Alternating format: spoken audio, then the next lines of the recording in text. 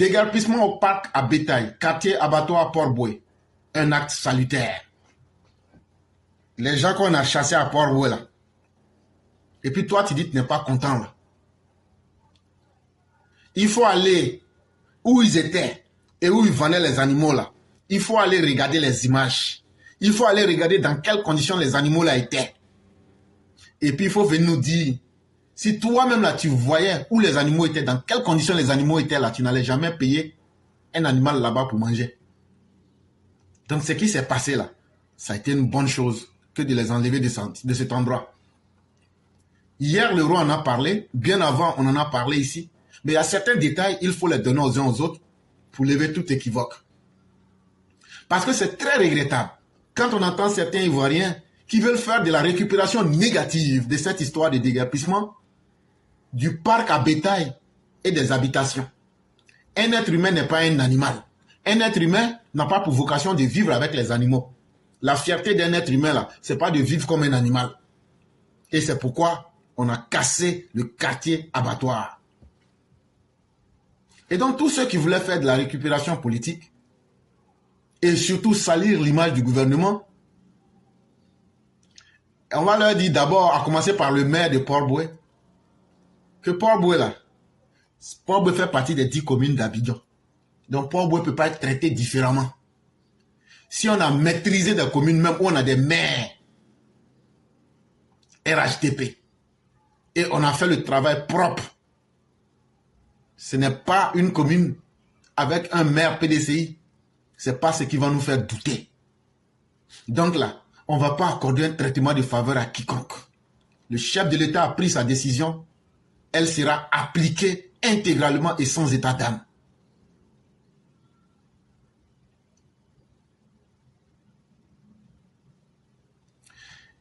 Sachez que Port-Boué, c'est là-bas que se trouve le canal de Vridi. Sachez que c'est là-bas aussi que se trouve l'aéroport international Félix Houphouët-Boigny. Sachez aussi que c'est là-bas que se trouve le port autonome d'Abidjan. Ce n'est pas n'importe quelle commune. C'est la porte d'entrée même de la Côte d'Ivoire.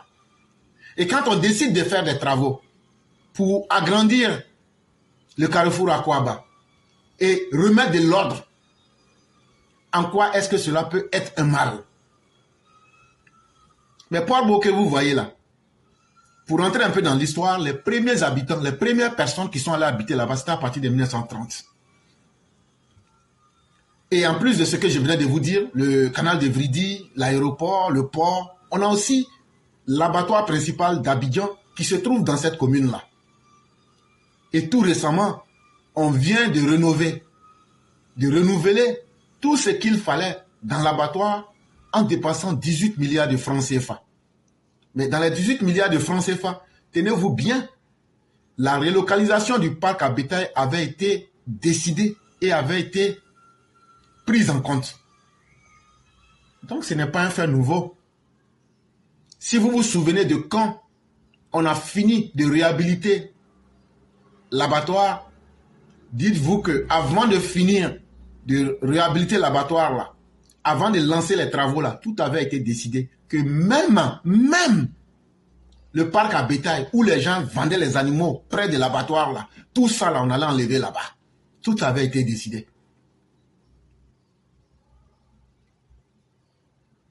Et donc, il y a plus de 6 mois, comme je vous le dis, les autorités ont montré une place à tous ceux qui sont des vendeurs de bétail.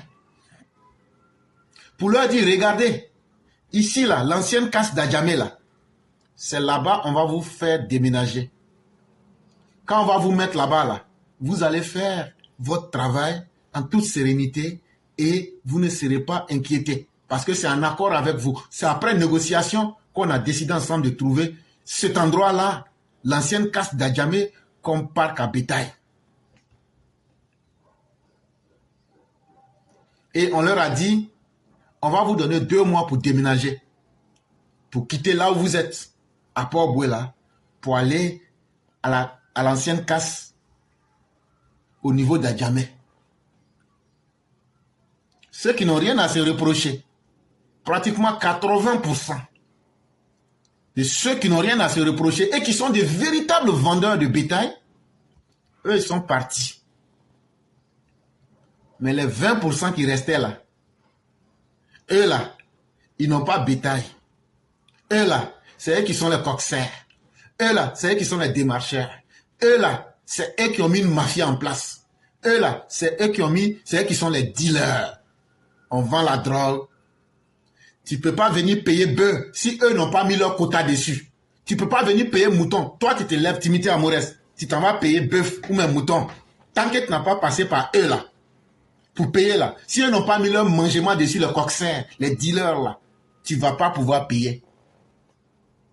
Ils avaient créé des tentacules. Et en même temps, ils vendaient la drogue. Et en même temps, c'était un lieu de débauche. Et en même temps, quand tu partais là-bas, tout ce que je viens de vous dire, ça favorisait le banditisme.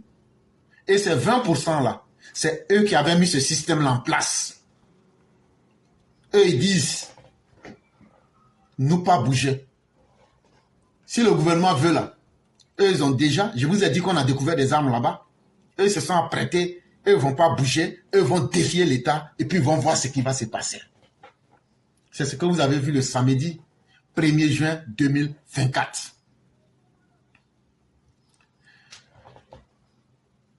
Derrière cette violence-là, il y a une mafia. Une mafia bien rodée, constituée par des étrangers, en majorité maliens, burkinabés, nigériens. Et cette mafia-là, elle est mise en place pour bénéficier à je ne sais qui. Parce que l'homme dans la vie, là, il ne faut pas être en train de mentir. Moi, je ne connais pas tout. Ce que je ne connais pas, là, je ne vais pas dire. Mais ce qu'on sait, c'est que ce sont des milliards de francs CFA qui sont engrangés chaque année. Et ces milliards de francs CFA, je me pose la question, si ça ne nourrit pas le terrorisme, si ça ne nourrit pas le désordre dans la sous-région ouest africaine, et si ça ne s'utilise pas pour faire des méthodes peu recommandables. Mais vous-même, allez aujourd'hui là, à l'abattoir où on vendait les animaux là, allez regarder et puis venez nous dire s'il y avait l'hygiène là-bas, s'il y avait la propriété. Toi, tu te vas payer un animal qui boit de l'eau sale. Comment tu veux que tu restes en bonne santé? Allez voir là-bas, pour ceux qui passaient là-bas, est-ce qu'il y avait la sécurité là-bas? Est-ce que quand vous étiez là-bas pour chercher à payer un animal, est-ce que vous ne voyez pas des gens qui vous approchaient pour vous dire, moi je connais quelqu'un, il faut venir avec moi. Et souvent même on peut prendre un client, on le titille. Quand tu es venu payer ton mouton, tu vois, il y a quelqu'un qui t'attrape ici, l'autre t'attrape sur la main gauche, on te tire, tu deviens un objet dans leurs mains. On rançonne les acteurs. Et les 80% qui se sont déplacés là, on allait aussi, on s'est renseigné avec beaucoup. Ils disent oui, si elles ont quitté ce coin-là, que les gens là, les brigands qui étaient là-bas, là, les bandes qui étaient, les mafieux qui étaient là-bas, les rançonnaient trop. Et que c'est pourquoi, dès qu'eux ont eu cette opportunité d'aller à l'ancienne casse, après Djamé là, que eux ont aimé ça. Que parce qu'il y avait trop de banditisme. Et que les gens là, les bandits là, leur prenaient des taxes. Sans base légale. Alors qu'eux, ils avaient déjà payé toutes les taxes. Ils disent encore que ces brigands-là leur imposaient leur loi à travers la corruption et les menaçaient leur sécurité. Eux, les vendeurs, les vrais vendeurs de bétail. Voilà le côté sale qui se cache aussi derrière cette histoire-là.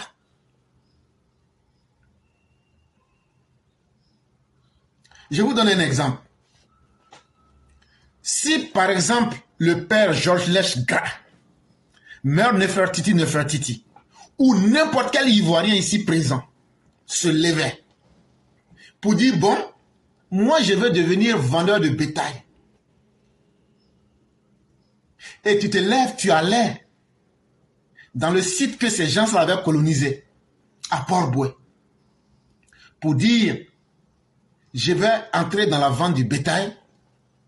Ce sont des Burkinabés, ce sont des Maliens, ce sont des Guinéens, ce sont des Nigériens qui te disent, bon, il faut déposer une caution. Il faut déposer caution. Et quand tu déposes la caution là, C'est eux qui te donnent un tuteur. Ça veut dire, tu veux rentrer dans le domaine là. On te confie à qui? C'est ce que tu appelles le tuteur.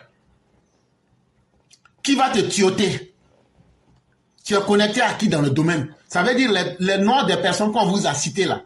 Sur la liste que je vous ai citée hier là. Il faut être connecté à une de ces personnes là. En d'autres termes, pour ceux qui n'ont pas compris ce qu'on est en train de dire, attendez, je vais retourner pour vous donner le nom de ces personnes. Vous souffrirez que je rentre dans les documents. Ce n'est pas toujours facile pour nous.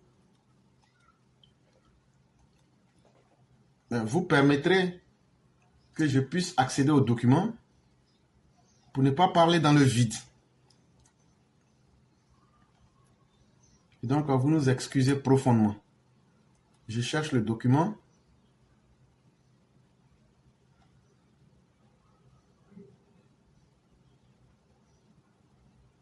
Okay, je ne retrouve pas. Mais s'il vous plaît, il faut que je retrouve pour citer les noms. Là, quand c'est comme ça, on ne dira pas que tu t'es trompé ou bien tu as dit des choses sans donner des noms. Voilà, voilà le document. Il fallait que tu sois connecté à Zerbo Lassina. Et c'est pourquoi sur leur document, tu vois leur numéro de téléphone tout. Il fallait être connecté à Mandé Suleiman. On va te demander qui est ton tuteur. Si ce n'est pas Toé Seydou, si ce n'est pas Touré Aruna, si ce n'est pas Sekou Alouata, si ce n'est pas Sekou Alouata, comme je disais, tu ne pourras pas t'installer là pour vendre ton bétail. Si ce n'est pas So Hassan, Boré Amadou, Diallo Ousseinou, Diko Amadou, Korbeogo Abdoulaye, Koulibaly Mamadou, Sissé Bakou Bokoum, Nangadou Ama, Diko Amadou Alantou, ou bien Bari Babilé, ou bien Babil, que je ne sais pas. Si l'une de ces personnes-là n'est pas là pour te donner sa caution, en plus, sa caution morale, je veux dire, mais suivi d'argent, bien sûr. Toi, là, Ivoirien, là, tu ne pourras pas t'installer. Ça, c'est un exemple qu'on vous donne. Et quand tu refuses de payer leur caution, ils te menaçaient de fermer ton activité. Eux, là, ils avaient le pouvoir de fermer, d'empêcher un Ivoirien de faire la vente de bétail. Ils avaient donc mis un système mafieux en place pour s'engraisser. Et ces personnes-là récoltaient des millions, voire même des milliards. Mais ce qu'on dit là, c'est extrêmement choquant. On s'est aussi renseigné avec des bouviers, on s'est renseigné avec des bouchers, on s'est renseigné avec des travailleurs du secteur. Et ce qu'on dit là, on s'est mis parmi ces gens-là pour écouter leurs différents propos. Certains disent qu'eux vont aller mettre leur famille en sécurité au Burkina, Mali, Niger, Guinée, et puis vont venir attaquer les Ivoiriens.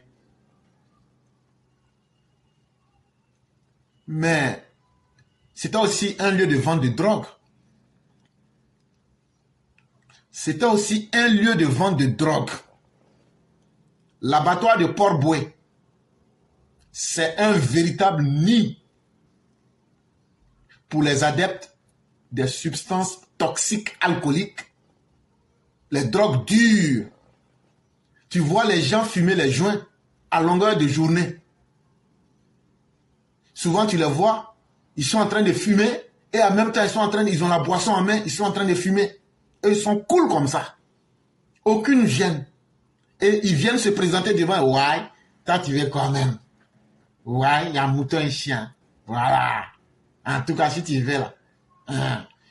En tout cas, moi je peux t'aider. Hein. Moi je peux t'aider. Mais un mouton là, tu sais que maintenant là, prix là, mouton là, on ne gagne pas ça comme ça. Oh. Donc là, c'est 300 000. Hein. C'est 300 000. Toi tu dis, ok. Alors je vais voir mouton là. Quand tu t'en vas voir là, c'est mouton-chat. Il y a des moutons baoulés là. On appelle ça mouton-chat. Ce sont des petits moutons durs. Ça on appelle mouton-chat. C'est mouton-chat là, il va aller te présenter. Quand il regarde là, mouton là ressemble à chat. Et c'est ça qui est 300 000. Lui, il t'a collé son prix. C'est à prendre ou à laisser. Tu vas aller ailleurs là, il te dit déjà là, mon frère, faut même pas te fatiguer. Nous là, business là, ici là, tu vas partir là, mais ça sera même cherche.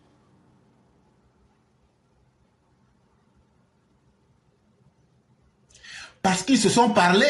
Une fois que tu es client et qu'ils savent que tu es dans le besoin là, mon frère, tu ne vas pas échapper. Partout où tu vas aller là, tu ne fais qu'augmenter ton problème. Parce que quand tu vas quitter chez l'un pour aller chez l'autre là, ils vont faire qu'augmenter le prix. Et dans ça là, chacun va manger sur ta tête. Et donc la meilleure manière de s'en sortir, c'était que quand tu vas aller à l'abattoir là, tu appelles quelqu'un, tu lui dis, Joe, parmi eux là-bas, tu dis, bon, moi je viens, hein, il faut m'apprêter quelque chose, voilà mon prix qui est là, comme ça, comme ça. Là, comme ça, là, quand tu arrives directement, tu vas voir cette personne-là, tu prends ton truc, tu lui donnes ton argent, tu quittes. Sinon, si tu vas toi-même pour dire, je vais aller voir et puis choisir là, non, tu vas devenir la marchandise de tous. Et entre eux-mêmes, il y avait des guerres de clans. Toujours, il y a un qui n'a pas donné le guet de l'autre. Il y a un qui a fait vent avec le guet de l'autre. Sans oublier qu'entre eux-mêmes, il y avait des pratiques occultes malsaines. Il y avait des pratiques de sorcellerie de bas étage qu'ils faisaient entre eux. Ça veut dire que tu t'installes là-bas, là. Ils vont aller faire des pratiques mystiques contre toi. Tu vas tomber malade, ou bien tu auras des malheurs, ou bien même ils vont te lancer des sorts. On a découvert tout ça quand on a fait notre enquête. Et c'est ce que beaucoup nous disent, que c'est à cause de tout ça aussi, eux ils ont quitté. Que parce que ce sont des gens sans pitié. Quand ils veulent te faire du mal là, que même souvent, il y a des gens qui se sont fait piquer au couteau. Ils ont piqué avec couteau. Et que c'est un monde impitoyable, sans pitié, une jungle, mais une jungle organisée, où c'est le plus fort qui fait la loi, le plus violent qui impose sa loi. Fallait-il continuer avec un tel état de la situation? Et c'est pourquoi ils n'ont pas eu de difficulté à pouvoir en découdre avec les forces de sécurité et de défense. On n'avait jamais vu une telle brutalité. On n'avait jamais vu une telle dose de violence. Et on n'avait jamais vu une telle dose de défi à l'autorité de l'État. Mais c'est parce que cet endroit leur avait déjà servi de terrain d'entraînement. Et la violence ne leur faisait plus peur. Et ces personnes-là avaient décidé de faire comprendre à l'État qu'eux, ils vont imposer leur vision à l'État. Et que la discipline, là, c'est pas à eux qu'on va l'imposer. La sécurité, là, eux n'en ont que faire. Et donc, si aujourd'hui, le district d'Abidjan a décidé de prendre à bras le corps ce problème et de vaincre ce problème-là, si nous ne pouvons pas les saluer, ne soyons pas malhonnêtes au point de les mettre à la vindicte populaire. Est-ce que nous sommes dans un pays de droit ou bien est-ce que nous ne sommes pas dans un pays de droit? Est-ce qu'on doit accepter que parce que certains prennent de l'argent avec ces bandits-là, on doit accepter qu'on tombe dans les débordements, quelle que soit la forme? En tout cas, la violence enregistrée le samedi 1er juin 2024 nous a prouvé qu'il faut que les Ivoiriens se réveillent. Un jour, nous serons attaqués sur le foncier. Un jour, nous serons attaqués sur les différentes activités que nous menons. Un jour, c'est déjà arrivé et ça se fait. Mais ça va devenir plus grave. Un jour, ce sont les étrangers qui vont dire aux Ivoiriens, voilà les métiers que vous pouvez faire et voilà les métiers que vous ne pouvez pas faire. Mais ce qui est le plus désastreux et le plus écœurant, c'est que ce sont des Ivoiriens même qui se sont associés à ces personnes-là. À commencer par le maire de Port-Bouet. À commencer par leurs partisans de l'opposition. Parce que partout où ils vont pouvoir mettre en danger la sécurité du pays, partout où ils vont pouvoir mettre en mal l'autorité de l'État, aujourd'hui c'est un plaisir pour eux. C'est pourquoi vous avez vu des bus calcinés, des porte-chars calcinés, des véhicules calcinés, des individus blessés, avec une dose de violence qui a surpris tout le monde. Mais sachez que l'État de la Côte d'Ivoire a les moyens de s'imposer et ne se laissera pas distraire. Le site a bel et bien été relocalisé. Et les accords qui ont été signés sont bel et bien existants pour ceux qui veulent les vérifier. Et quand un individu comme le maire de Port-Bouet sort pour dire qu'il n'a pas été averti, je lui dis, monsieur, arrêtez d'être aussi malhonnête que cela. Cela ne se peut pas. Cela n'est pas possible.